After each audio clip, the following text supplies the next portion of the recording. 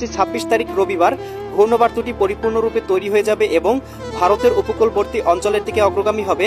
27 October সোমবারের দিকে দেখতে পাবো ভারতের তামিলনাড়ু, অন্ধ্রপ্রদেশ, উড়িষ্যা রাজ্যের অঞ্চলগুলোতে প্রবল বেগে আঘাত আনবে এবং 28 অক্টোবর মঙ্গলবারের মধ্যেই পরিপূর্ণরূপে ভারতের উপকূলে আঘাত আনতে পারে। সেই সাথে আমরা দেখতে পাবো ভারতের পশ্চিমবঙ্গ এবং বাংলার উপকূলবর্তী অঞ্চলগুলোতেও কিছুটা প্রভাব ফেলতে পারে। তবে প্রিয় দর্শক, আমরা দেখতে পাবো ঘূর্ণিঝড়টি কিন্তু ভারতের উত্তর দিকে চলে যাওয়ার সম্ভাবনা রয়েছে এবং আমরা দেখতে পাবো 1 নভেম্বর শনিবারের দিকে এটি কিন্তু ভারতের বিহারের দিকে অবস্থান করতে পারে, যার প্রভাবে পশ্চিমবঙ্গে 60 থেকে 70 কিলোমিটার বেগে দমকা ঝড়ো বাতাস বইতে পারে। সেই সাথে রংপুর বিভাগ, এদিকে রাজশাহী বিভাগ, ময়মনসিংহ এবং চট্টগ্রাম বিভাগ সহ এদিকে আমরা দেখতে পাচ্ছি খুলনা বিভাগের কোথাও কোথাও ঝড়ো দমকা বাতাস প্রবাহিত হতে পারে। এবং প্রিয় দর্শক, দেখতে পাবো এই সময় দেশের উত্তরাঞ্চলে একটি বৃষ্টি বলয় প্রবেশ করতে পারে। ভারতের বিহার, পশ্চিমবঙ্গ, বাংলাদেশের চট্টগ্রাম, এদিকে রাজশাহী বিভাগ সহ খুলনা বিভাগের কোথাও কোথাও তীব্র বজ্র সহ অতি ভারী বৃষ্টিপাতের সতর্কতা রয়েছে। আমরা দেখতে পাবো 2 তারিখ 3 তারিখ পর্যন্ত কিন্তু এই বৃষ্টি বলয়টা বৃদ্ধি পেতে পারে।